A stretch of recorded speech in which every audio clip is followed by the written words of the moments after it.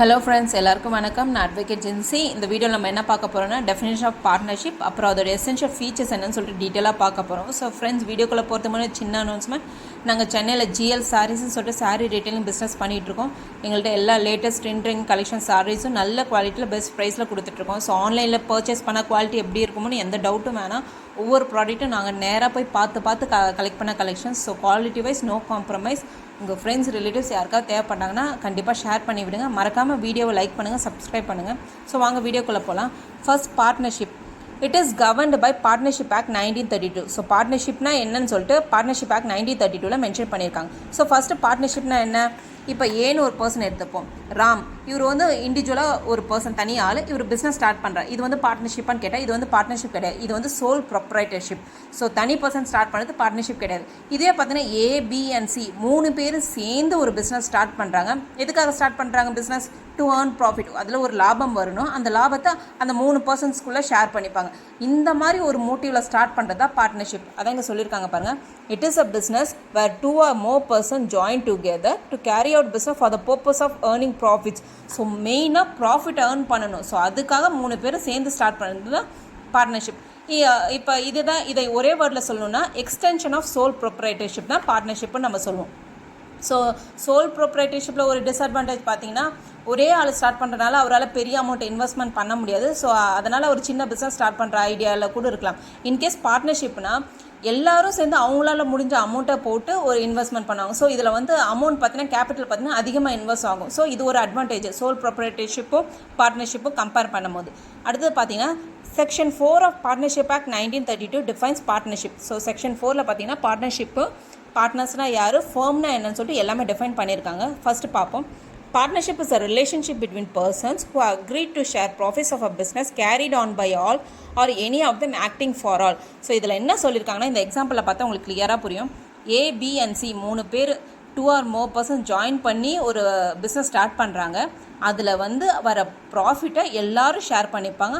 R any of them acting for ஆல்னா, இதில் 3 பேரும் ஒர்க் பண்ணுவாங்களான்னு கேட்டால் 3 பேர் ஒர்க் பண்ணாலும் சரி, இல்லை 3 பேர் ஒர்க் பண்ணாமல் ஏ மட்டும் ஆக்டிவாக ஒர்க் பண்ணிட்டு பிசி வந்து கொஞ்சம் சைலண்ட் பண்ண, இப்போ நாங்கள் வந்து மணி மட்டும் இன்வெஸ்ட் பண்ணுறோம், நீ வந்து ஒர்க்கை பார்த்துக்க அப்படின்னு சொல்லிட்டு ஒருத்தர் ஆக்டிவாக இவங்களுக்கு பதிலாக சேர்த்து இவரும் வேலை செய்கிறாரு. ஸோ அந்த மாதிரி any of them acting for all. So யாராவது ஒருத்தர் மற்றவங்களுக்காக வேலை செஞ்சாலும் சரி, அதுதான் பார்ட்னர்ஷிப். அதில் வர ப்ராஃபிட்டை எல்லாரும் ஷேர் பண்ணிப்பாங்க. அதுதான் இங்கே மென்ஷன் பண்ணியிருக்காங்க பாருங்கள்.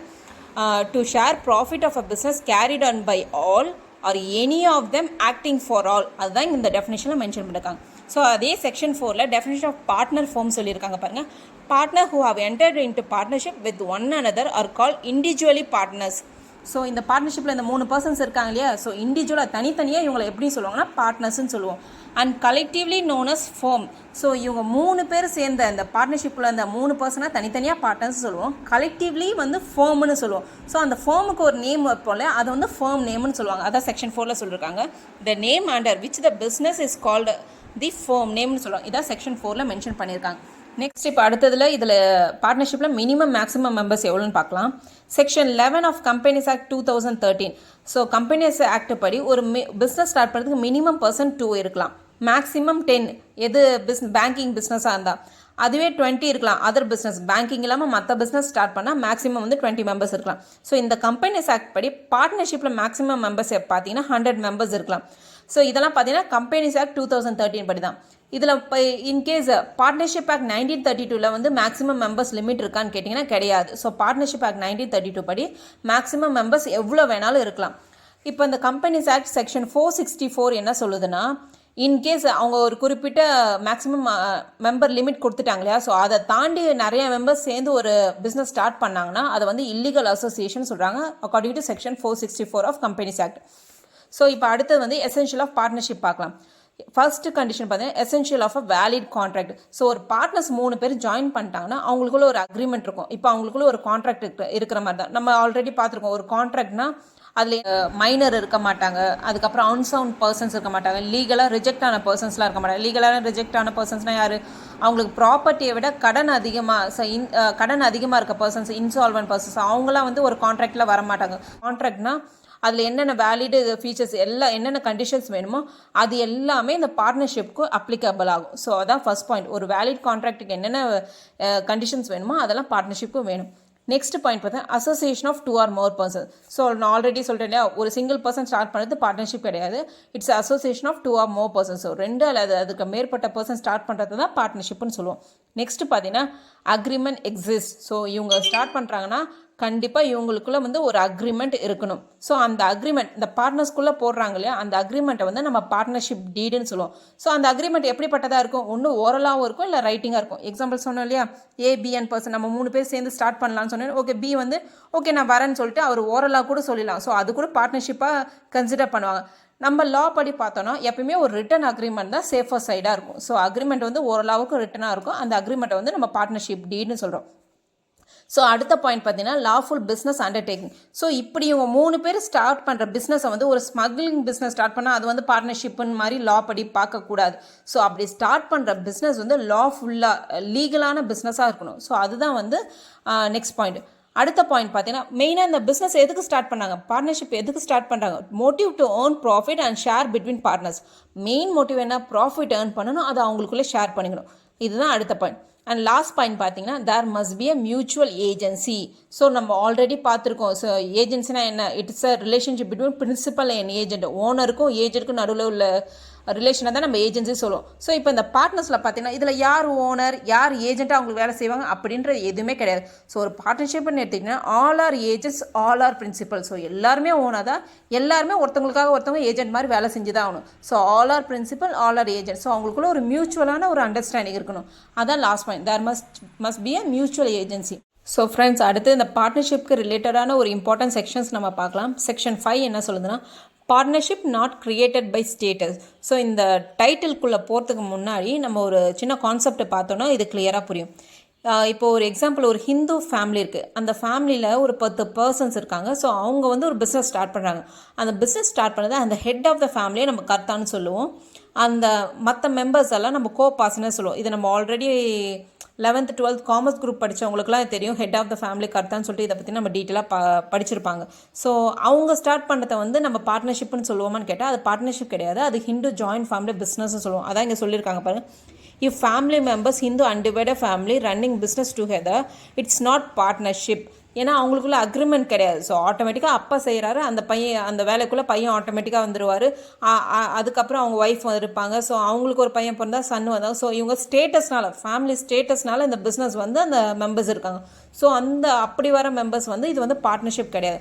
பட் இன் கேஸ் ஆஃப் நம்ம பார்ட்னர்ஷிப் பார்த்தோன்னா இவங்க வந்து ஸ்டேட்டஸ்னால கிரியேட் ஆகலை, ரிலேஷன்னால கிரியேட் ஆகலை. இவங்க வந்து இண்டிவிஜுவல் பர்சன்ஸ் ஒரு கான்ட்ராக்ட் மூலமா வந்து ஒரு அக்ரிமெண்ட் மூலமா ஜாயின் பண்ணிக்கிறாங்க. ஸோ இதுதான் பார்ட்னர்ஷிப். அதான் செக்ஷன் 5ல் சொல்லியிருக்காங்க.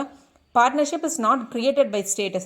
The relationship between partners arises from contract, not from status. நான் ஆல்ரெடி சொல்லியிருந்தேன் இல்லையா. அதே மாதிரி பார்த்தீங்கன்னா இப்போ புத்திஸ்ட் பர்மீஸில் வந்து husband and wife business start பண்ணுறாங்கன்னா அவங்க பண்ணுறத வந்து பிஸ்னஸில் தான் வருமே தவிர அது பார்ட்னர்ஷிப்பில் வராது. ஏன்னா அவங்க வந்து ஸ்டேட்டஸ் ஃபேமிலி ஸ்டேட்டஸ் மூலமா வந்து உள்ளே இன்வால்வ் ஆகுறாங்க. அதுதான் இங்கே சொல்லியிருக்காங்க. Hindu undivided family or Burmese Buddhist husband and wife carrying on business or such are not partners. இதெல்லாமே செக்ஷன் 5ல் சொல்கிறாங்க. ஸோ ஸ்டேட்டஸ் வைஸாக ஃபார்ம் ஆகிறது பிஸ்னஸ், அது ஹிந்து ஃபேமிலியில் பண்ணிகிட்ருப்பாங்க.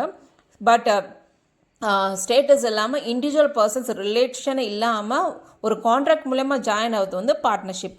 அடுத்தது பார்த்தீங்கன்னா இப்போ இவங்க பிஸ்னஸ் ஸ்டார்ட் பண்ணுறாங்களே, இப்போ பார்ட்னர்ஷிப் இல்லாமல் பிஸ்னஸ் நம்ம ஏற்கனவே ஒரு கான்செப்ட் பார்த்தோம் இல்லையா, அந்த பிஸ்னஸ்னால் என்ன அப்படின்னு பார்த்தீங்கன்னா செக்ஷன் 2Bல சொல்லியிருக்காங்க. Business includes every trade, occupation and profession. So ட்ரேட்னா நம்மளுக்கு தெரியும், buying and selling of goods, ஒரு வணிகம் பண்ணுறதை தான் நம்ம ட்ரேடுன்னு சொல்லுவோம். ஆக்குபேஷன்னா ஒரு வேலை, ஒரு பர்சன் வந்து ஒரு வேலை செஞ்சுட்ருக்காங்கன்னா அது ஆக்குபேஷன் சொல்லுவோம். ப்ரொஃபஷனாக ஒரு ஸ்கில்டாக ஒரு டிபார்ட்மெண்ட்டில் ஒரு ஸ்கில்டு பர்சன்ஸாக இருக்கிறத வந்து நம்ம ப்ரொஃபஷன் சொல்லுவோம். எக்ஸாம்பிள் லாயர்ஸ், டாக்டர்ஸ், இவங்களாம் ஒரு பர்டிகுலர் ஃபீல்டை வந்து ஸ்கில்டாக இருப்பாங்க. ஸோ அதை தான் ப்ரொஃபஷன்னு சொல்லுவோம். ஸோ இது எல்லாமே வந்து பிஸ்னஸ்ன்னு தான் சொல்லுவோம்.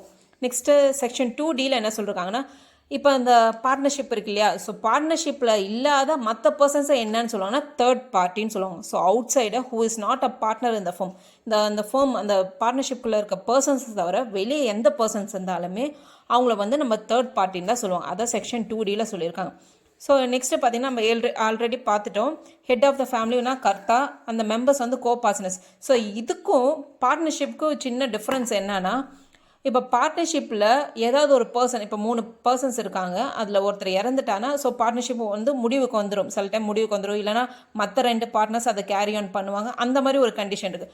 But in case of Hindu joint family business பார்த்தீங்கன்னா அந்த பிஸ்னஸ் வந்து முடிவுக்கு வராது. இப்போ அப்பா இருந்துட்டானா பையன் அந்த பிஸ்னஸை கண்டினியூ பண்ணுவாங்க. ஸோ அவர் இறந்துட்டானா அவருக்கு அடுத்தது யார் இருக்காங்களோ ஸோ அந்த பார்ட்னர்ஸை வந்து கண்டினியூ பண்ணிக்கிட்டே இருப்பாங்க.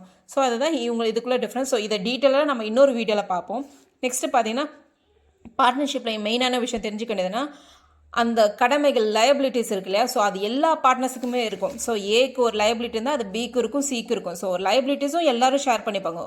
அது ஆனால் இன் கேஸ் ஆஃப் இந்த ஹிந்து ஃபேமிலிஸ் பிஸ்னஸில் பார்த்தீங்கன்னா ஹெட் அந்த கர்த்தா இருக்கா இல்லையா, அவருக்கு மட்டும்தான் பார்த்தீங்கன்னா அந்த பொறுப்புகள் ரொம்ப ஜாஸ்தியாக இருக்கும். மற்ற பார்ட்னர்ஸ் மெம்பர்ஸை கம்பேர் பண்ணும்போது, அவங்க ஃபேமிலி மெம்பர்ஸ் கம்பேர் பண்ணும்போது கர்த்தாக்கு வந்து ரெஸ்பான்சிபிலிட்டிஸ் அதிகம்.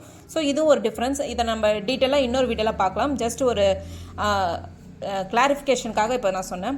நெக்ஸ்ட்டு இந்த பார்ட்னர்ஷிப்லேயே பார்த்தீங்கன்னா இப்போ அதில் ஒரு பார்ட்னர் இறந்துட்டார். ஸோ அந்த இறந்து போன பர்சனோட ஒய்ஃப் வந்து அதுக்கான ஷேரை மட்டும் அப்போ அவங்க வாங்கிட்டு இருப்பாங்க. ஆனால் பார்ட்னர்ஷிப் ரன் ஆகிக்கிட்டே தான் இருக்குது. இன்கேஸ் அந்த இறந்து போனவரோட ஒய்ஃப் வந்து பார்ட்னரான்னு கேட்டிங்கன்னா அவங்க பார்ட்னர் கிடையாது. அவங்க வெறும் ஜஸ்ட் அந்த ப்ராஃபிட்டை மட்டும் தான் ஷேர் பண்ணிக்கிறாங்களே தவிர அவங்களும் பார்ட்னராக வர மாட்டாங்க. அவங்க தேர்ட் பார்ட்டியாக தான் இருப்பாங்க. அதான் இந்த point. Wife of deceased is not a partner, just he shares only profit. அவ்வளோதான் ஃப்ரெண்ட்ஸ் பார்ட்னர்ஷிப் டெஃபினேஷன். ஸோ அடுத்த வீடியோவில் நம்ம கைண்ட்ஸ் ஆஃப் பார்ட்னர்ஷிப், ஸோ அடுத்தடுத்து பார்ட்னர்ஷிப்க்கு ரிலேட்டடாக இருக்க என்னென்ன டாபிக்ஸோ அதை வீடியோ பார்க்கலாம். தேங்க்யூ.